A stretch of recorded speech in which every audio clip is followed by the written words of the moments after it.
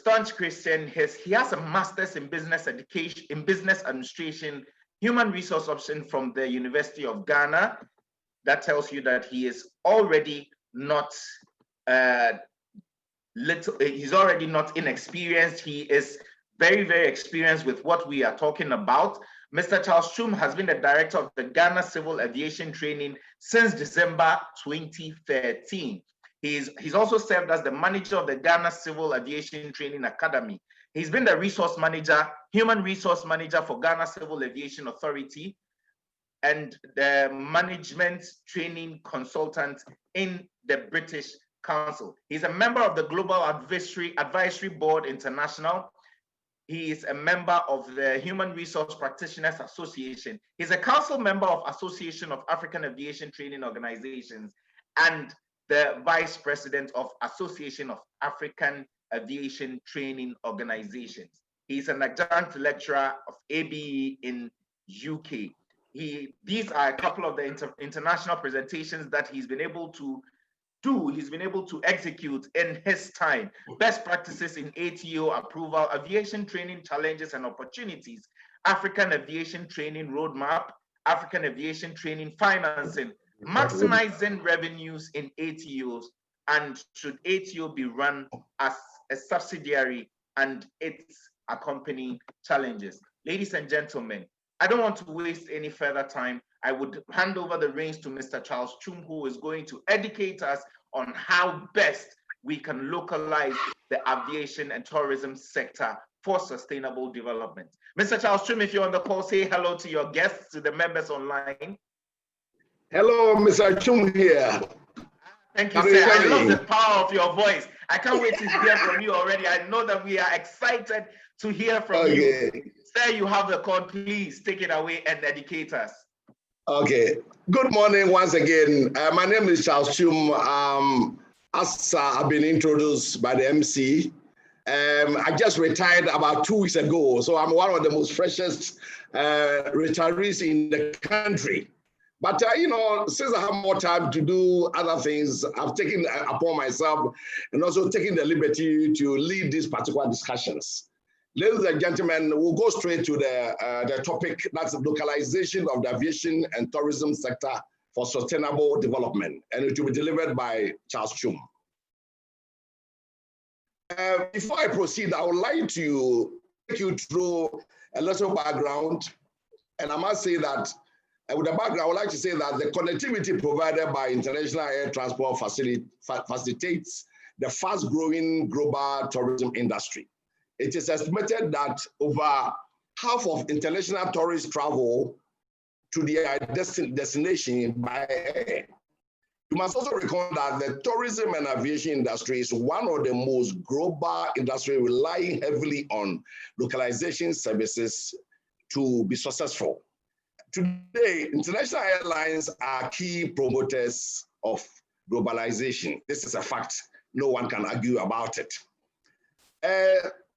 COVID-19 pandemic has significantly impacted on the economic development worldwide, without leaving the tourism sector, which was heavily hit by the COVID-19 pandemic. And so with the large-scale COVID-19 protocols, such as the testing at the airports, wherever, but the quarantines, travel restrictions, social distances, have led to a sharp fall in consumers and business expenditure, and by extension, lessen people's appetite to travel. This situation more or less has created economic recession globally, with aviation and tourism sector not spared by this pandemic. To achieve this objective, it is imperative, ladies and gentlemen, to create and develop the best model for aviation and tourism. And our best bet must be localization. I must indicate that if you look at IATA information that we have, in 2017, aviation passengers per region could go as much as in Africa, 92 million. In the Asia Pacific, we are talking about 1,400 million. In Europe, 950 million. In the Latin America, we are talking about 244 million. In the Middle East, 165 million, and in North America, 950 million. But according to their projection that IATA for up to about 2035, they've estimated that in Africa, passenger numbers will double to about 303 million. With the Asia Pacific, 3,100 million. In Europe, 1,500 million. In the Latin America, 658 million. Middle East, 404 million. And North America, 1,300 million. I want to also look at how the aviation and tourism industry is influenced by these two sectors. So, number one, I'm looking at tourism and air transport industry. I must say complement each other. That's air transport and tourism are in a symbiotic relationship. Both sectors need each other to a very large extent. And aviation contributes to the tourism industry by facilitating its growth and supporting its operations. According to World Trade Tourism Organization, about 6.7 million jobs worldwide are in tourism industry, directly supported by the spending of foreign visitors arriving by air. Air transport, more or less, is therefore the cause and effect of the growth of tourism. Traffic to, from, and within Africa is projected to grow by about 6% per year for the next 20 years, according to Boeing long-term forecasts from 2014 to 2033. With the current figures released by the Ghana Tourist Authority indicating that an estimated 4 million international visitors are projected to arrive in the country by 2027. And the aviation industry is on hand to massively impact tourism in this country. So tourism in Ghana, I must say, ranked fourth on the fourth on the high foreign exchange and after gold, cocoa, and oil, and thereby contributes about 7.8% of Ghana's GDP. Now let's look at the future of tourism and aviation sectors. The travel and tourism industry employs close to about 72 million people worldwide, according to World Tourism Organization's data. And Ghana tourism expenditure is estimated to be nearly 3 trillion, according to Boeing long-term forecasts from 2014 to 2033.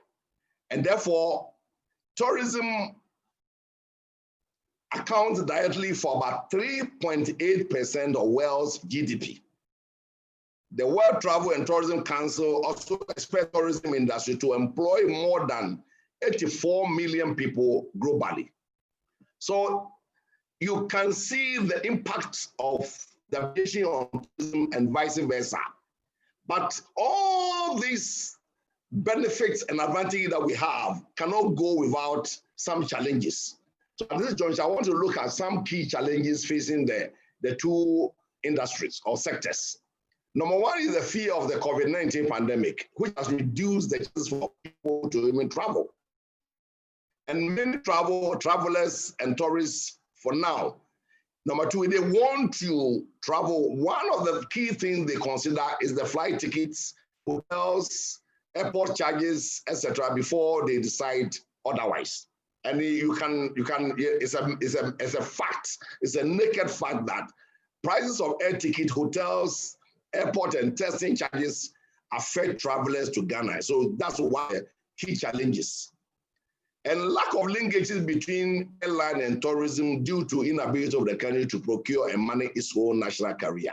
Now we don't have a national carrier, therefore it's one of the key challenges facing the industry, as opposed to all the key tourist companies daughter in Africa here. Go to South Africa, Africa Airways is there, Egypt Airways is there, Ethiopia Airways is there, and they are facilitating tourism in the country. So it's a challenge to this country. And number four, you have to also look at the many international tourists who rather choose a well-structured airline where they are confident of its security. But where you don't have the airline, you have to rely heavily on other people's airline, which you cannot ascertain its security at a very large extent. And the fourth challenge is lack of funds or investment to develop the tourism industry and lack of improvement of infrastructure. People are not investing in this industry because of funds, and government's investment into these areas are very minimal. And you can see how our tourist sites have been developed, the road to the place and all that is a challenge. So without data, it's very difficult for one to even know whether you can maximize profits on their investment if they have to even invest in it. Number 5, I'm looking at the manpower constraints, that's professionalism. This is also lacking in Ghana.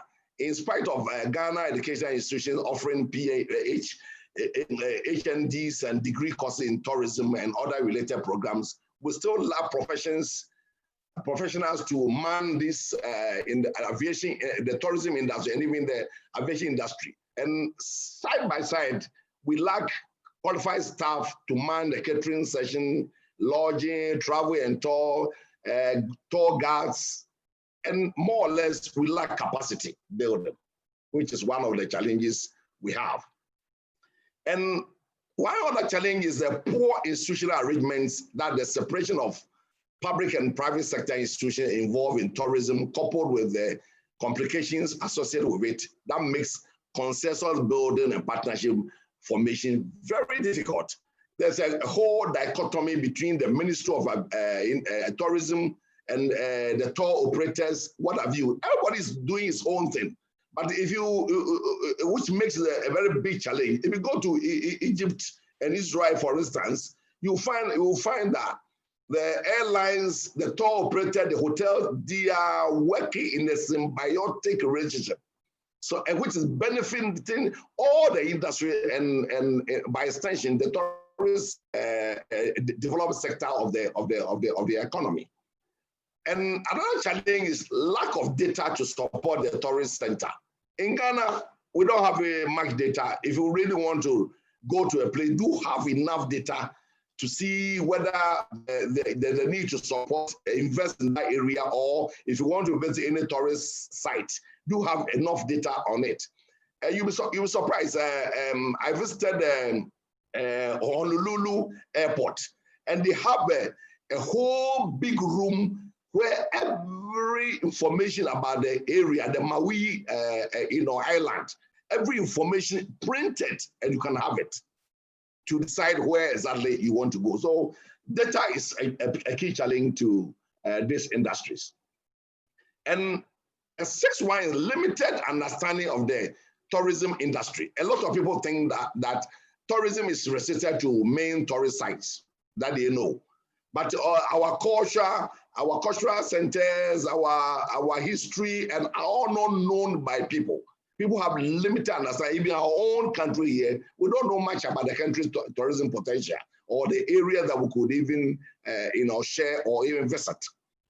And another challenge is lack of legal backing for plans. Now, if you want to get a land to do anything, there's always unnecessary legal battles you have to go through to be able to acquire land to do anything in this country, so far as tourism is concerned. So now let's look at localization as the main topic and the way forward. Sorry. Going forward, there's a need for us to develop a virtual tourism. And this will help us to maintain a strong relationship with our audiences when we consider virtual tourism. It will also lower the impact of the COVID-19 pandemic on tourism. And Singapore is doing that now. Dubai is doing that now. You don't need to visit there. You pay just a few dollars, and you can have the whole site and really enjoy yourself without visiting. Before you even go, you know all the areas you have to visit and all that. And we can make money out of it. So somebody can also take up that particular perspective so that you develop a very good website where people can access information on our tourism potential in the country by people charging a few cedis for Ghanaians to view some of the potential that we have. Another way we can also increase the localization is also to have a very competitive international airfares. Tourism cannot grow when we don't have competitive airfares. Pricing for tourism has been very difficult. We need to have a discount travel accommodation. You'll be surprised that if I want to look at Egypt Air, if you use Egypt Air to travel to Egypt to attend any, or visit any tourist site, if I sleep in a hotel in Cairo, the price for the hotel is about $180. But if you travel with Egypt Air, you are getting it for only $90. That is great. And you can use the same facility to get a cheaper tourist company to pick you from the hotel and take you anywhere that you want. So, which is very, very great. So if you want to improve our localization of tourism, these are the few things we need to do for ourselves. Because now, if you want to sleep in any hotel around the airport area, you wouldn't pay less than $50. Who have that kind of money? But but we can pay the same. For instance, a hotel in this hotel was the Movenpick in Egypt. They charge $70, but over here is about $450. You see the difference. So we need to look at all that and make sure that the airfares that people pay to come are unbelievably reduced to enable more people to come. So you go to other places, you see so many tourists from the Far East coming. But over here, it doesn't happen that way. You have to pay full costs, which is a bane to tourist development. And the best competitive strategy is to ensure customer focus. If we are customer focused, it's key. So if you want to improve localization, we need to improve our customer service. And Ghana, this is one, apart from our all that day that we say that, it's what? How do they even put it? I don't forgotten. Ghana, we say our hospitality. They have a word that they normally use. We have very good people around, but our customer service is very poor because people lack training. We don't have professionals manning all these areas of tourism. Hotels, they are just employing any other person. The tour guides and all that, they are not working as professionals. Even tour operators, they are drivers and all that. Are they professionals? People are he just knows how to drive, but a professional who have all the information. If you travel to Barcelona, the driver is the one who was educating the tourist, giving us information, using the microphone, he's driving and giving us information. We need to look at customer service, very key. And we must also know that the growth of the air transportation, is responding for the new tourism centers. Therefore, we should have a greater interface between the aviation industry, the airlines, hotel, and tourism companies. Like I did say earlier, the airlines, the hotels, and the tourism companies must form, some form of a collaboration whereby the airlines and the hotel and the tourism company, they come together and form, like I did state earlier on. We'll go to Israel, the airline will bring you to the airport, the tourist company will pick you from the airport, the hotels are giving you a cheap hotel, about $50 to $60 in Israel. And that collaboration must also be taken into account when we want to localize our tourism. And we must also reckon that there's a need to also establish a joint aviation tourism technical committee. The tourism committee,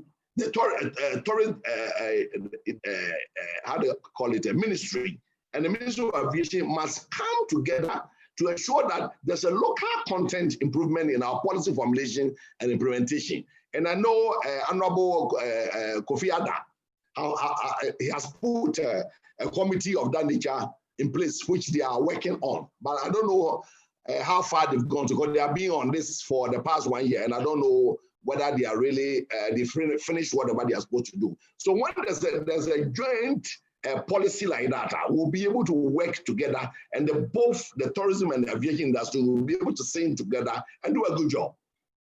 And we need to also know that establishing a Ghanaian international and local career is a key to this, and which the ministry for the past 2 years have been working on. And I know very soon they will be able to launch a local or a domestic flight to Ghana. We must also ensure that we recognize the aviation industry by devising strategies to fully exploit the benefits, like cooperative marketing, visa facilitation, and all those things have to be put in place to ensure that there's free flow of people here and there.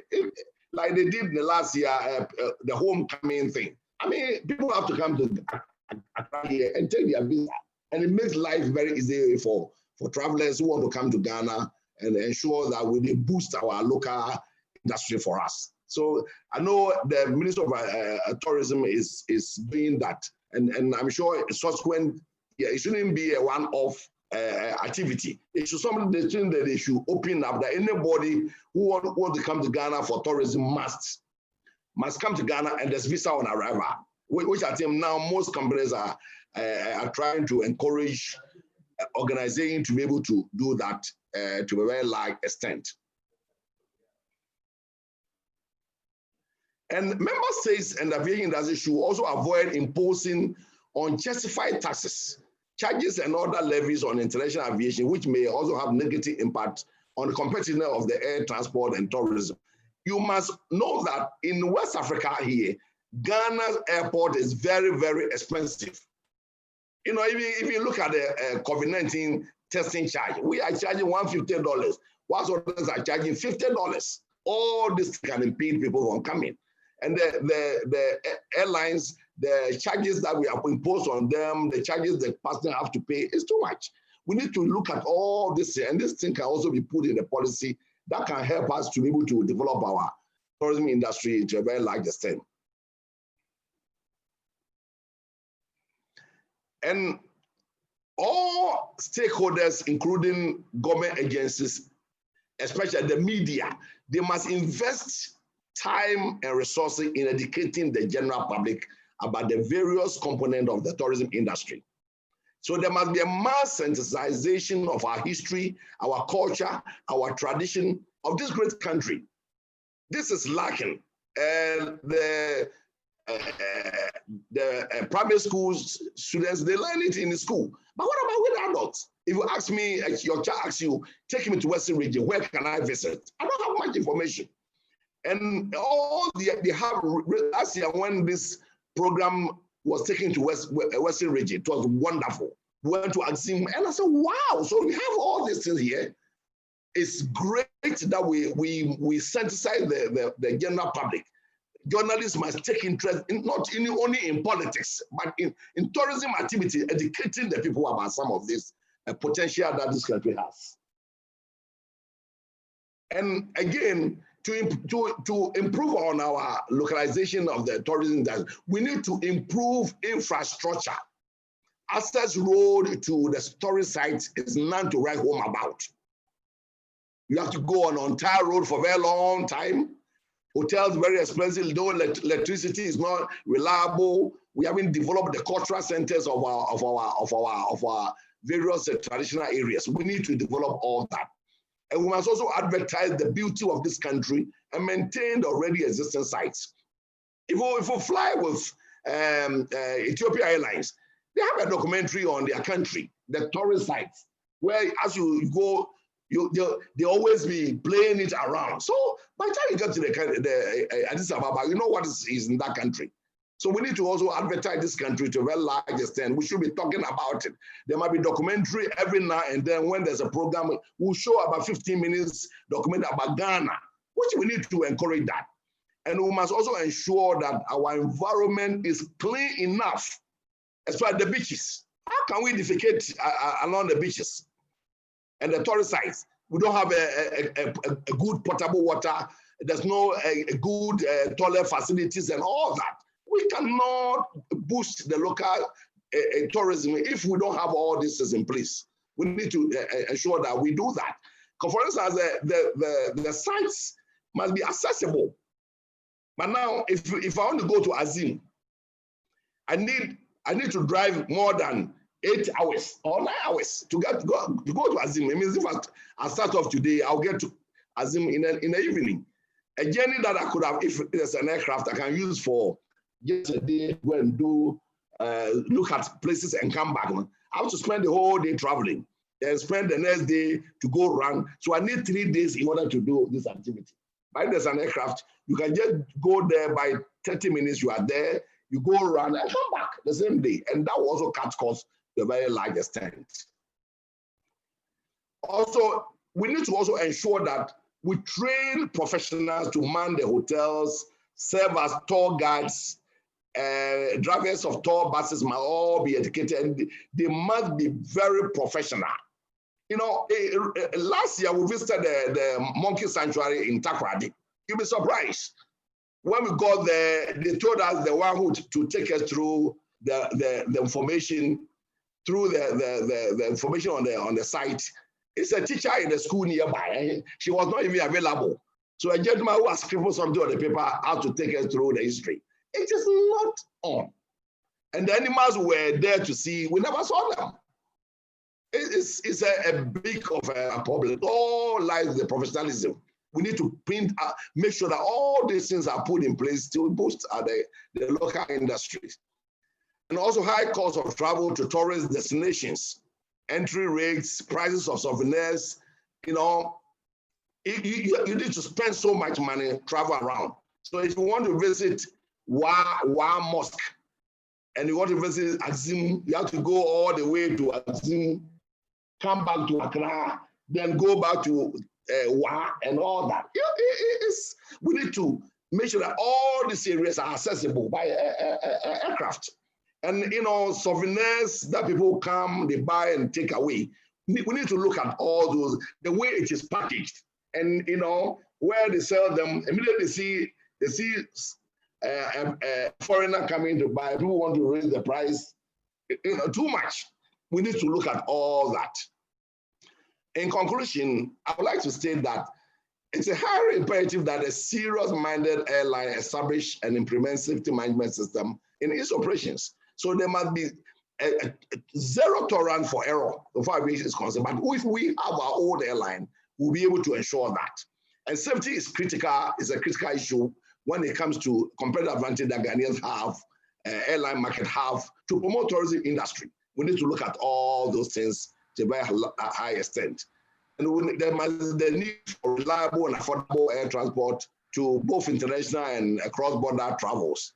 Noting that tourism industry is a cross-sectorial in nature. And this study therefore recommends that a common model framework for tourism planning be developed to enable the capturing of essential tourism development components and players, including the aviation component. Ladies and gentlemen, I've come to the end of my presentation. Now, it's question time, please. Thank you.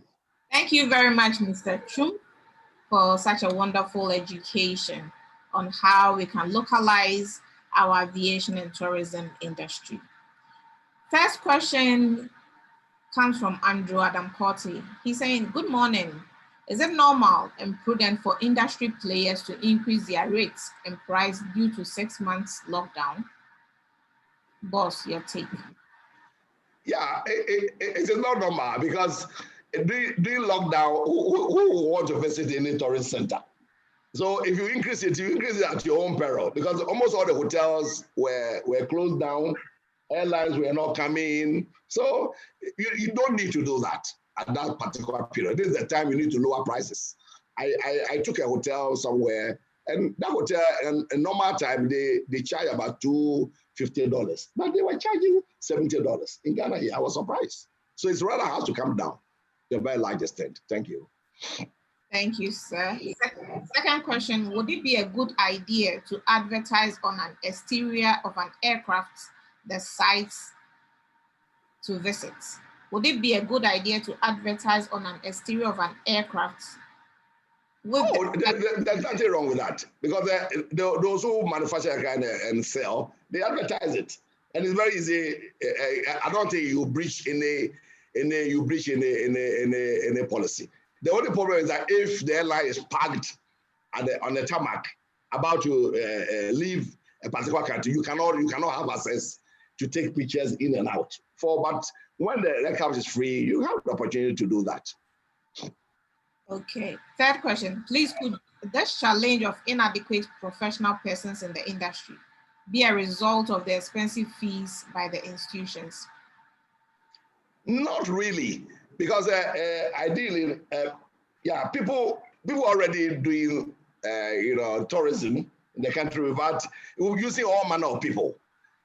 But the whole fact is inaccessibility to the centers.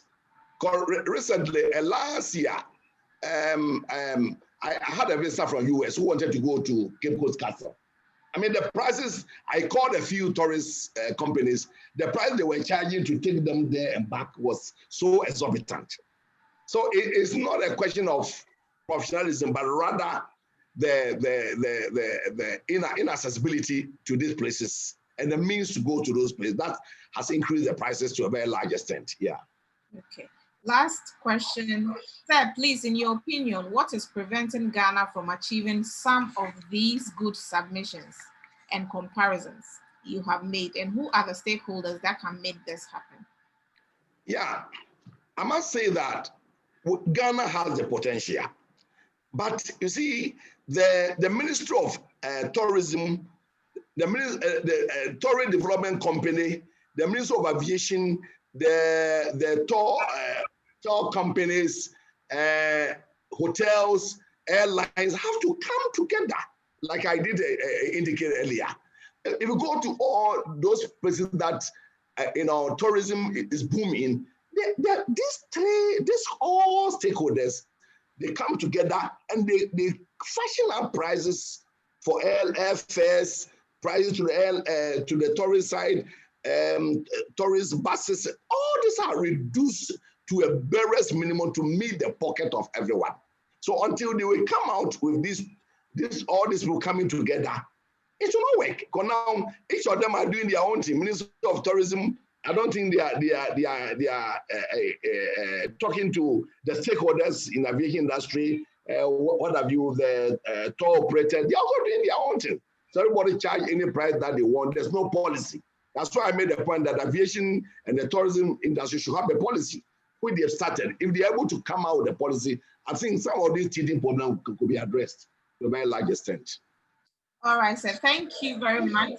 Would give a champion a chance to talk, and then that will be the last for this session. A champion, you are permitted to speak, please.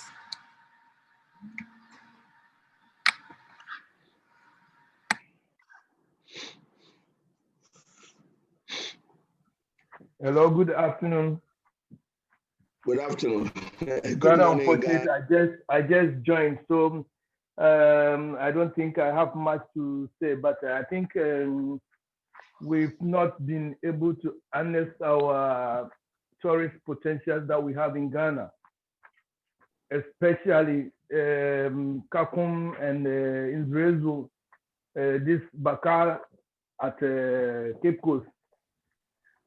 Something like that. I think we have to make very good use of it, because here I am in Denmark. Every river, they use them for getting some money.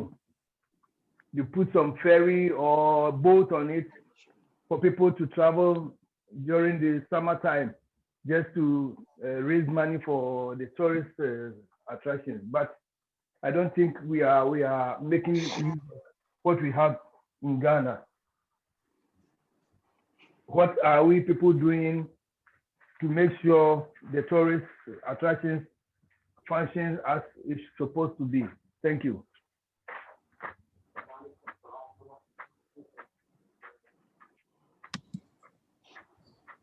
Hello, Mr. Chum. Yeah, you want me to react to this? Yes. Yeah, the little I would like to add is that, we have the potential, but you cannot really boost the potential without appropriate investment. Now this I see is only the government who's investing in tourism. The hotels are doing their own thing.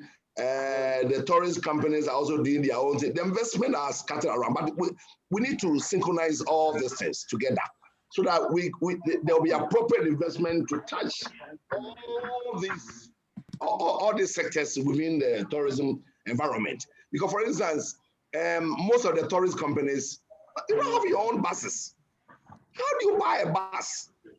You can have the people coming to Ghana. How do you go and negotiate for a reduced price in buses to pay people to the Axim? It's a challenge. But if you see some of these companies in other countries, they are supported by the government, and individuals have invested a lot in this. If you go to Dubai, for instance, if you go to Dubai airport, you have, or even the mall center, you can have a 200 Toyota Corona car alone, Lexus, Benz, which is owned by individuals. So there's a heavy investment to it. So wherever you are going, there's a vehicle, a metered taxi to take you there. So we need to really encourage individuals to invest. But who can invest? How do you invest when you don't have data as to how the industry could be affected in the next 10 or 20 years? There's no data. So why would I want to put my money in it if I develop the Baka that he was saying, the Baka at Cape Coast, in Zorenzo? If I put my money in there, how do I get people there? How do I get people to be interested to even go there? And all these things, government has to come in, investment in roads, accessibility, airline going to, say, Cape Coast or Takoradi, or from Takoradi to Axim, and all this has been developed by both the government, the stakeholders, and the other.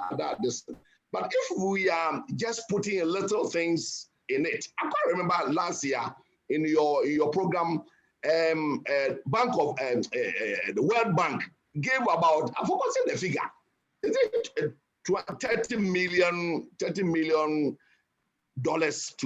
Ministry of Tourism? I asked the question, I couldn't get any serious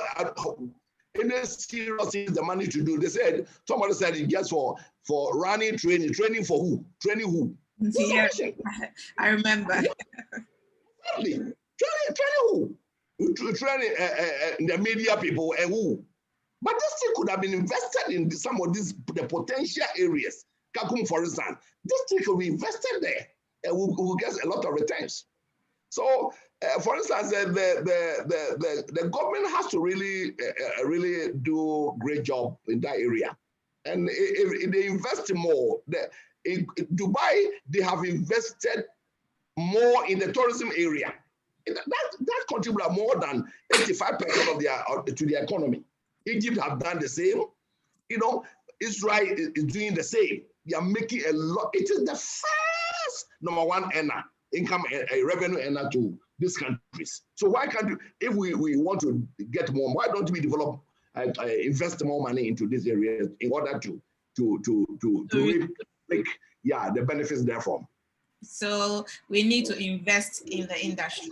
Thank you very much, Mr. Twum. Thank you for such an insightful training this morning. I would now hand over to our MC for the next panel. Mr. Charles Twum, sir, I give you one salute, I give you another one, and I give you a third one for your amazing presentation and the pragmatic steps you have given us this morning into localizing the aviation and tourism sector. Mr. Twum's voice has learned an immense or garnered an immense amount of knowledge on the subject matter. We really need to get in there and get our hands dirty. We need to invest, we need to learn, we need to study, we need to plan properly, we need to execute, to localize and sustain the aviation and tourism sector. Thank you very much once again, Mr. Charles Twum. You have my gratitude. You have the gratitude of GH-Aviation, Madam Elizabeth Twum-Sasu, and her entire team for your presentation this morning. We are looking forward to partnering with you in future projects, and know that with the experience that you have over the years, you will not disincline to acquiesce to our request, but gracefully and gratefully come on board for any future projects. Thank you once again, and hoping to see you soon.